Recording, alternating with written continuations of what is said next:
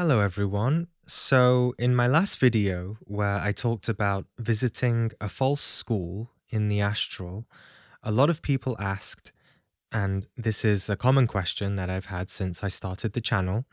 Everyone asks things like, Gene, how do you know it's not a dream? Or what is the difference between lucid dreaming and astral projection? Or were those people unconsciously projecting that you met? Were they dead?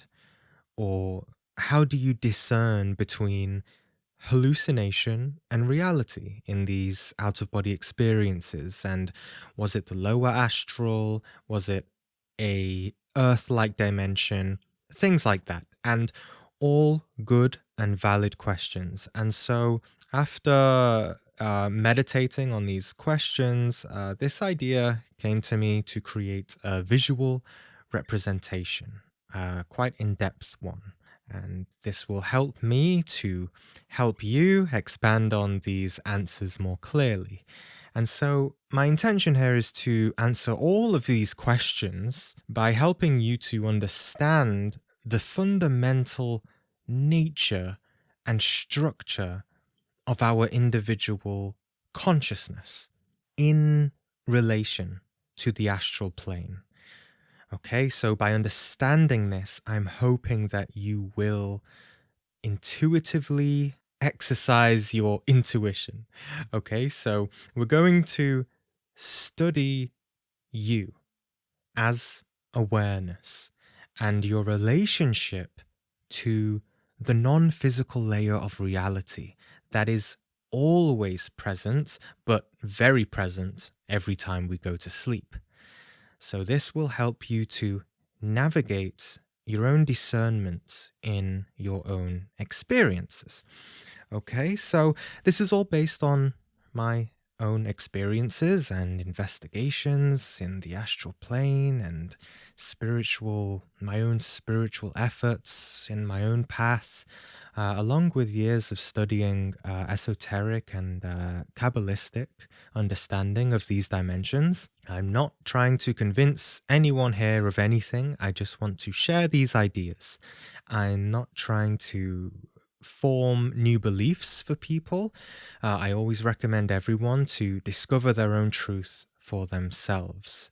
And so, yes, I just really hope this helps you conceptualize and get a better idea of what this amazing phenomena of non-physical consciousness is, which we call dreams, OBEs, astral projection, etc. And remember, I am showing you what is essentially just ideas here. Therefore, you're going to see a crude representation. Don't take it concretely. Just like when you want to get your driver's license, you have to learn theory, right? And when you learn the theory, it doesn't really give you a proper feel for actually driving, does it? You don't really understand it until you actually drive. So I say this because I get a lot of people with all sorts of crazy ideas about astral projection, yet they have no experience. And while all those ideas are okay, they are mostly unhelpful, practically. Why? Well, use the driver's test as an example. If you go into your driver's test with all sorts of crazy and emotionally charged ideas and beliefs about driving, then you'll be overthinking when taking the test, right? Most likely you'll be super anxious that you're going to crash or something, so obviously you won't be able to drive very well, and it's more likely that you'll crash. People do this with astral projection too. So in exactly the same way, don't overthink these ideas and don't take them rigidly. Just enjoy my explanation here in a detached way, and you'll be better able to have some of your own more natural intuitions while you watch. Okay, so here we go. And so you'll see by the end of the video, you're going to see a really in-depth diagram on the screen, but I'm going to walk you all through it quite gradually. Okay, so the first part, as you can see on the screen here by the title of this diagram, this will be about dreaming in the astral plane. Because in no other way do we dream other than dreaming in the astral plane. Okay? Dreams take place over there. Now, if you're thinking that dreaming is in the brain, yes, of course it is. How else are we to retrieve memories of these experiences? But it is also in the astral plane at the same time. The brain is just an antenna for memories, as it is for almost everything else in our waking physical functions. So remember this and meditate on this. Consciousness is not in the brain. The brain is in consciousness. And consciousness is everywhere. It is the entire cosmos. So the aim here is to stop dreaming in the astral plane and instead to awaken to it. So even though the astral is an inner world, it still means that we can visit other planets and see objective perceptions, since consciousness is everywhere. A lot of science is already confirming this, that consciousness pervades everything. Okay, so more on this as we continue. Okay, so let's start to reveal the diagram. So this next part is just showing that more specifically what you're about to see below represents this non-physical space or consciousness. Okay, so for a moment, forget the words dreams, out-of-body experiences, astral projection. Forget it. It's better to classify them all under one understanding, which is non-physical consciousness, because truly it is under this classification that all the other sub-classifications, such as dreaming and astral projection, come under. Okay, so remember, every night the body goes into a comatose state, a sort of mini death, and we wake up disorientated with no idea what happened to us in the past 8 hours or so. It is obvious that consciousness was traveling around subconsciously.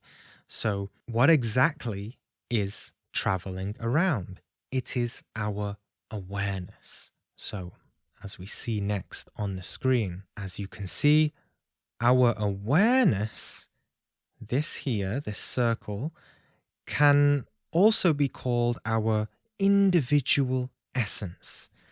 This is us as an individual soul. But, and this is the crucial thing to understand, is our essence itself perfect? No. What is wrong with it? It is unconscious, unaware, not self-cognizant. It is asleep, in the full sense of the word sleep. Why? Because it is conditioned by its own subjectivity, or what we also call ego. How much is it conditioned by?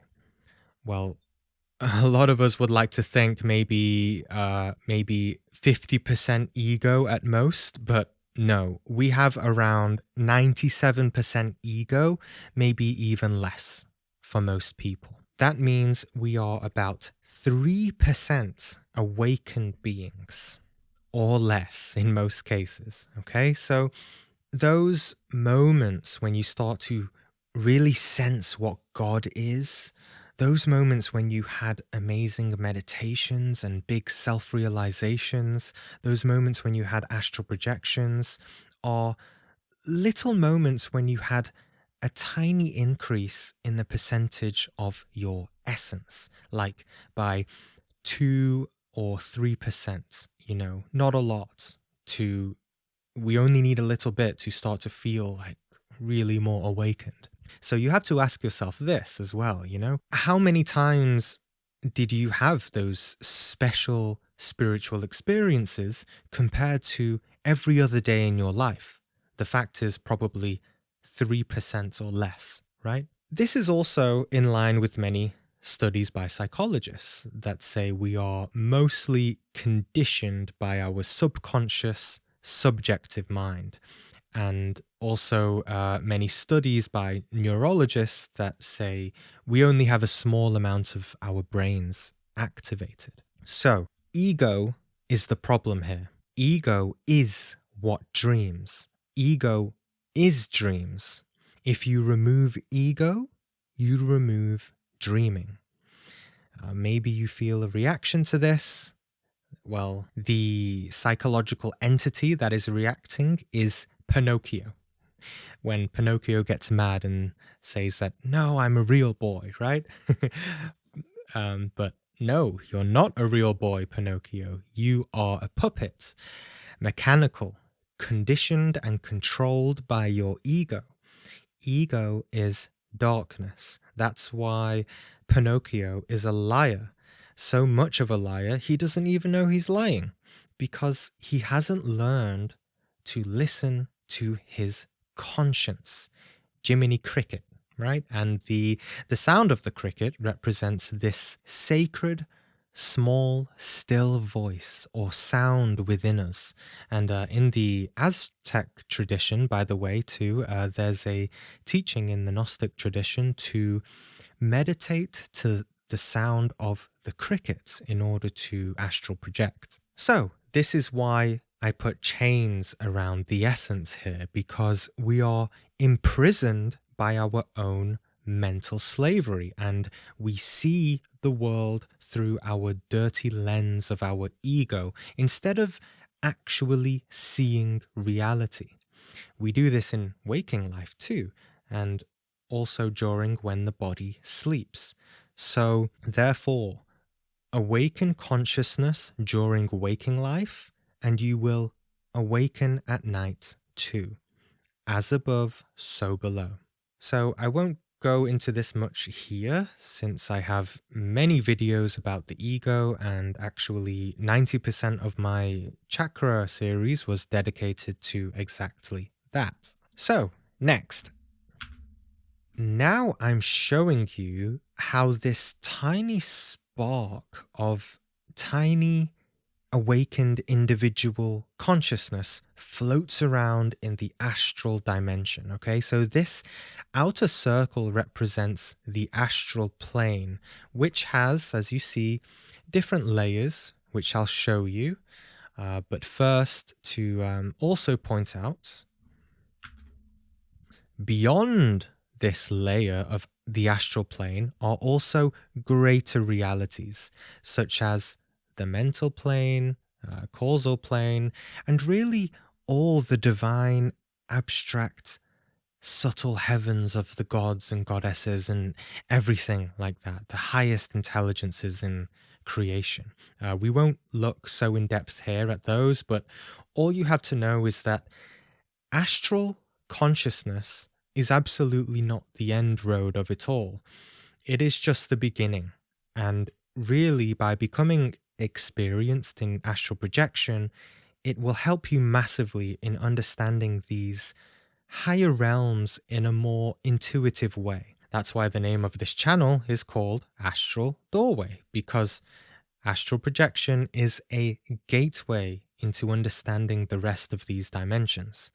And if you struggle understanding them even after experience, well, then you can always just ask the masters in the astral to teach you and show you them. In some cases, they can even increase your consciousness for a moment by like 20 or 30% and let you experience what it's like to have more awakened consciousness, just to, give you a little help. So anyway, let's continue this diagram. The bottom part of the astral here is the lower astral. This is where most of humanity resides, and what we could also call the chaotic collective consciousness, which often looks like hell depending on how deep you go. But really, I wouldn't say it always looks like stereotypical hell. It may just look like the Earth plane, since really Earth currently is mostly in the lower astral too. So next. Now, remember, this is all just a vague description, okay? But the middle astral is essentially like just above hell. There's many in between or intermediary dimensions here. My Jacob's Ladder experience, which I shared with you, is perhaps a middle astral dimension. So this is the place we connect to when we are no longer happy in hell, because the truth is that people in hell are happy with hell. And that's why most of us don't want to admit its existence. We are happy with our dramas, vices, pleasures, alcohol, having sex with whoever. Uh, and when you are no longer happy with this and change your life, then you will see in the astral that you will start to ascend a little, and your dreams and experiences will become a little less hellish, you could say. So, next, and of course, above this, we have the higher astral, where really there are a lot of beautiful, harmonious realities, sublime worlds of indescribable emotions. These are the more profound dimensions where souls have more freedom to expand their consciousness and learn and gain wisdom. So, as you can see, I put many dots here, which represent many little essences or souls. So they represent exactly this little, if you just use your imagination, it represents this chain, okay, but just smaller.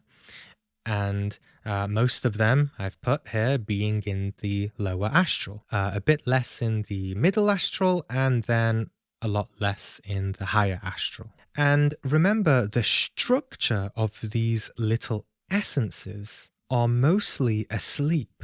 They are mostly dark and dreaming. So I can maybe color one mostly in black for you. Oh no, I can't, because I'll mess up my little slideshow here. But well, I can use my little cursor here, right? If I put my my cursor on this one, this little circle here, this little essence is mostly black, right? With just a tiny, tiny little bit of its tiny little divine spark there. It's little tiny light. Okay, so if you just use your imagination, most of them are really just dark and asleep and unconscious. Okay. So, this is why the great work is so important. We must awaken, we must ascend and liberate our consciousness so that we can see the reality of where we are, of where we actually are. So, next, I will clarify further about why it's so difficult in the beginning to discern between subjective dream environments and objective astral environments, and also how they can mix and intermingle. So, next, as I've written here, depending on where the essence is located in the astral, its dreams will have different influences according to its astral environment and the energies that come with it. Okay? So, understand this, that an individual soul is always located somewhere in the astral. But does it always see the objective reality of that astral environment? No. Why? Because it is dreaming of its own subjective ego dreams within itself, within its own essence. Now, are those dreams always totally subjective? No. Why? Because the astral environment and the energies of it can influence the essence's dreams. Okay, so that's why I've put these little spark symbols around the cage of the essence to show that the environment around it is being influenced. Okay, so I hope you're following and that makes sense. So you might ask, Gene, how is it possible that we can be in the objective astral but experience a subjective dream environment at the same time, right? Well, the answer is, don't you do that all the time in the physical? If you pay attention and study the ego properly in its subjective layers, you will see you always do it in waking life. Always. I emphasize that strongly. Always. Because, you know, let's see, the most obvious example is that when you are in waking life, you can be walking in a park, yes, in the physical, but you can be daydreaming of a totally other reality in your head and literally living there in a non-physical way. So you are simultaneously in two places at once, right? Exactly like this diagram I'm showing you. But what is not so obvious is that when we think we're not daydreaming in waking life, we are in fact still seeing waking life through the lenses of egoic, subjective, conditioned, judgmental interpretation. We put physical waking life through dense layers of processing, of egoic interpretation. This is exactly the same effect while the body goes to sleep. We go to the astral every single night, but we do not see the objective reality of it. We see instead our own problems, dramas, narratives, traumas, ego. We are asleep. And to give an example of how these objective environments influence the subjective dream environments, let's take this little essence here as an example that it's located in the lower astral. Okay, so then its subjective dreams may be more scary. Right? They may have a lot of nightmares, monsters, people chasing them, having a lot of fights, things like that. Okay, so now let's look more deeper at how the astral plane and these objective environments can influence and interact with us more intimately. As you can see what I've wrote here, loved ones who have passed away, guides, masters, etc., may all visit us in our individual dream world because dreams are inside the astral plane. We are all little essences dreaming in the ocean of the astral plane. So remember, it doesn't matter if a person has a physical body or not. It's not really about life and death because, as most of you know, we never really die. Our physical matter dies. Our material vessel is just a body, an incarnation. That's it. The next level of reality is always the astral plane, whether you are currently incarnated in a physical body or not. So, this is why some people ask, Gene, I had a dream. I'm sure it was a dream, but my father, who has passed away, appeared in it. And he had this totally different energy from the rest of the dream that was so beautiful. He radiated in the dream and gave me these emotions that I've never felt before. So, was it a dream? Or did he really visit me? Well, the answer is both are true. Yes, it was a dream, but he visited you in the dream. Masters, angels, and other beings can all do this too. So this is why I've put this little curved arrow penetrating the ego dream layer of conditioned essence and sort of breaking through the chain of illusion in order to send energies here, send spirits or souls here to interact with this essence, usually in order to help this essence. Okay, so this much should be clear by now. Let's go even deeper now and see actually how not all dreams are subjective, and that we can actually have experiences where we are in objective astral environments, but in an unconscious way. So the next part, as I've written here, dreams can have quote unquote glitches in the matrix, where we unintentionally go beyond subjectivity and see or learn new things, meaning we go unconsciously into objective astral environments. This can influence our subconscious and we wake up in new moods or make new decisions. And as you can see, I put these blue lines to represent how our wall of illusion can actually intimately perceive and interact with objective astral environments in this unconscious way. If you want a good example of this, see my video called Attending a Class in the Astral with Unconscious Students. And you'll see how I saw about 100 unconscious people in the astral taking a lesson by an awakened master, and how the awakened master also recognized that I was awake in those moments. Okay, so the next bit is quite interesting. I've not really seen anyone explain it like this before, so should be interesting to you. It will explain why we feel vibrations upon leaving the body, which is really caused by a resistance or tension, like a fighting energy when we separate from the physical body. So, what happens when you really tense your muscles or you try to fight against something? There's a shaking, right? When two tectonic plates of the earth collide or go together, there's an earthquake, there's shaking, right?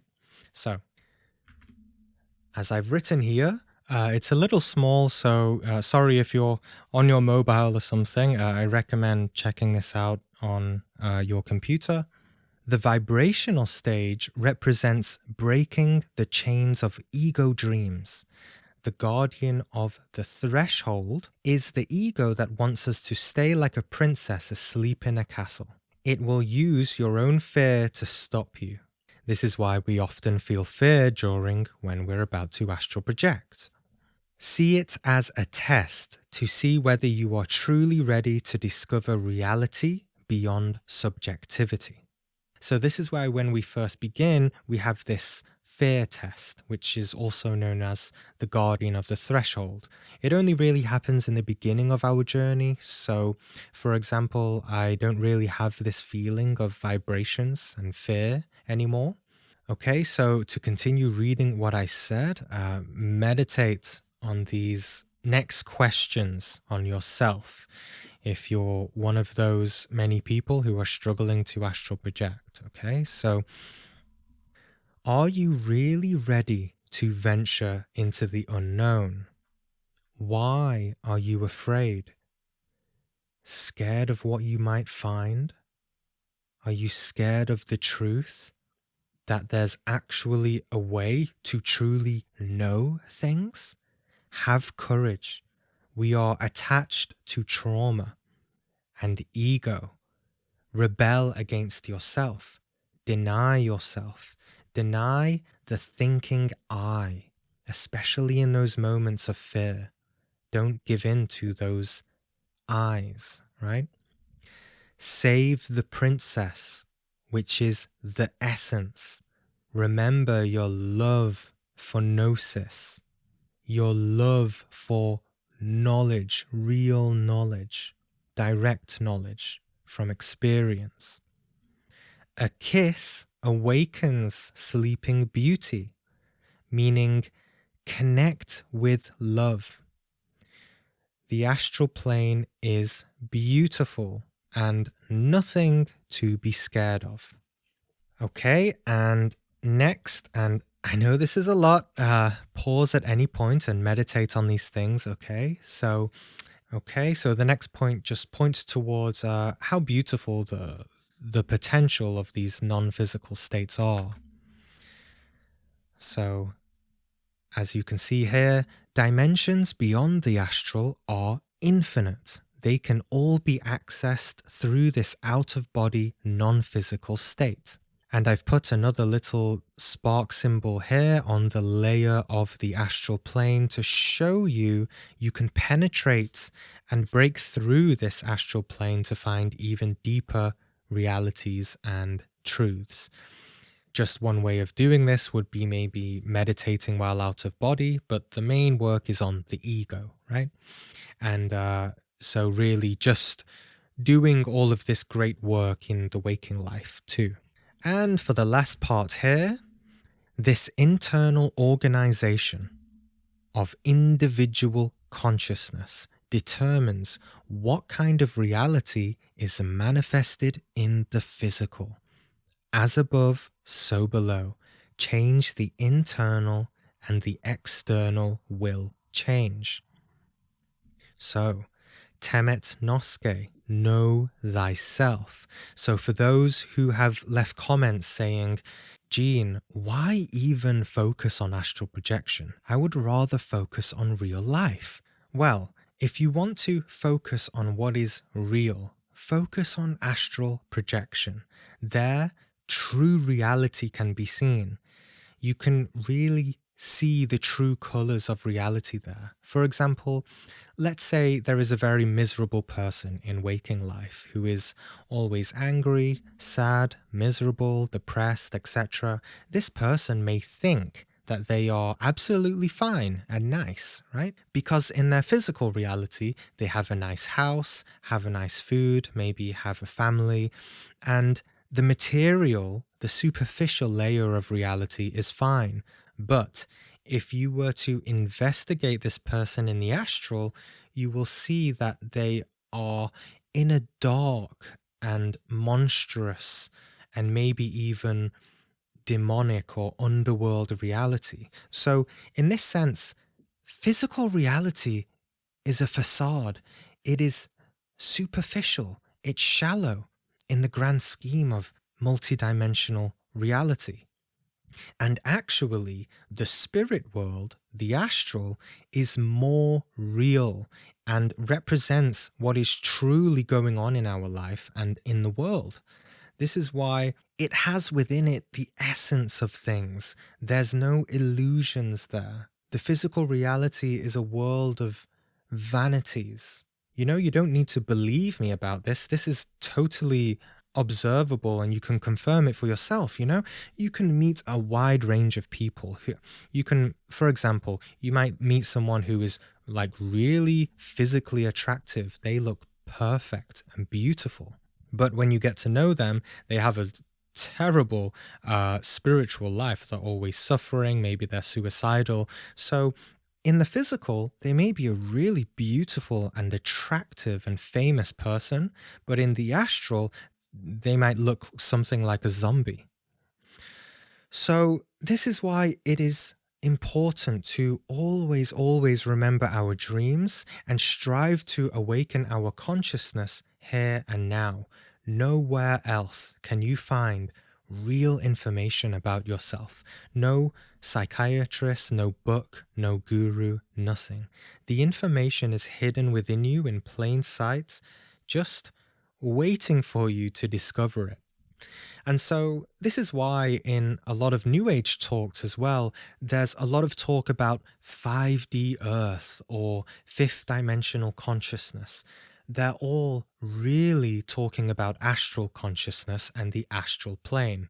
And in my frank opinion, it is useless to talk about 5D or the fifth dimension without teaching astral projection. You will learn so much more by just taking up dreaming and astral practices, and you'll understand it firsthand. And you only get there by actually doing the work and getting rid of certain egos in order to free up your consciousness more, so you start to actually intuit the real path of the soul that we can all take. You know, it's impossible to comprehend all of these things intellectually. We actually have to take up the hero's journey and actually revolutionize our consciousness firsthand for ourselves. And I also hope this helps you understand what I spoke about in the video teaching about how to work with the moon, and where I spoke about lunar astral bodies. You see, if you look at some souls, or, well, most souls, you can observe how they are not awake. They are what we call in Gnostic teachings lunar. They are mechanical. They are Pinocchio, going around life like a ghost, not really seeing or understanding reality around them. They're not present, not self cognizant. And to talk a bit about this fear and the guardian of the threshold, you know, what happens when we don't face our fears in life in general? Well, we lose, right? We don't go on, we don't continue, we fail, we become depressed, unhappy, unfulfilled. And what do the people who care about us tell us when we are fearful and making these fear based decisions? They say, you know, they try to comfort us and say, it's okay, do it anyway. So that's my advice for you about trying to overcome this fear. I get so many questions about it, you know. Gene, I'm almost astral projecting, but it's so scary. My only advice really is to just do it anyway. Don't think about it. Just go and do it. In those moments of leaving the body, just go. Create force, create tension to break the chain with sheer willpower. That's what you need, willpower. This is why in esoteric studies, it's often said to just kill the ego. It's a ruthless thing. You need to have willpower. So I know this is a lot. And again, as I said at the start, you know, maybe you want to ask me now, but how do I actually discern all of this in practice? Well, you just need patience and practice. You know, it's like asking, how do I know how fast my car is going to go when I push the pedal? Well, you won't know until you actually get a feel for it and actually drive, right? And once you start gathering experiences, your intuition will gradually and slowly grow. And you'll say, you know, now I totally understand what Gene means by this now. Okay. And yeah, so I really hope you got something out of this and that it helped to paint a little understanding of the wider picture of these non physical states out of body and how complex they are as well, you know? And if still you're struggling with questions, before you ask me a question in the comments, I highly recommend you first listen to two of my videos that will really help with this. It's very similar to this video, but I talk a little bit about different things with other examples there too. So watch these two that are on the screen now. And then if you're still confused after watching those two, then just drop me a comment and hopefully I'll see it. If not, you can catch me on my Patreon community. I'm doing a live Q&A on there later today. I'll also put a couple of versions of this image for you to download in the description below. Feel free to use and distribute them in any way you want. And you can also print it off and stick it on top of your bed or something. Because if you really resonated with this video and it really makes sense to you and you had a lot of aha moments, right? Then this is going to help you connect with those realizations during your practice at night and remind you to discover this for yourself. So when you wake up, if you do like a wake back to bed practice and you just look at this diagram, then this map of the astral and how our consciousness is structured in relation to it, then, when you just see it, you'll understand straight away, right? And then you can go into your astral journeys with this knowledge to discover this more and investigate it more for yourself. Okay, so thank you. Give the video a like, share it with anyone who needs help in trying to understand the difference between dreams and astral projection and the nature of it all and just everything in between. This should hopefully help them a little bit. So thank you, everyone, and see you on the next episode.